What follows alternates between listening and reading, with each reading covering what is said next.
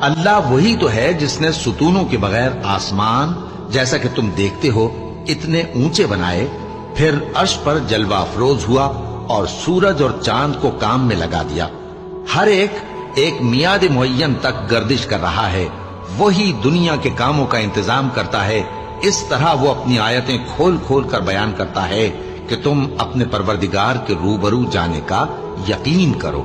اور وہی ہے جس نے زمین کو پھیلایا اور اس میں پہاڑ اور دریا پیدا کیے اور ہر طرح کے میووں کی دو دو قسمیں بنائیں۔ وہی رات کو دن کا لباس پہناتا ہے۔ غور کرنے والوں کے لیے اس میں بہت سی نشانیاں ہیں۔ اور زمین میں کئی طرح کے قطعات ہیں ایک دوسرے سے ملے ہوئے، اور انگور کے باغ اور کھیتی اور کھجور کے درخت۔ بعض کی بہت سی شاخیں ہیں اور بعض کی اتنی نہیں ہوتی، باوجود کہ پانی سب کو ایک ہی ملتا ہے۔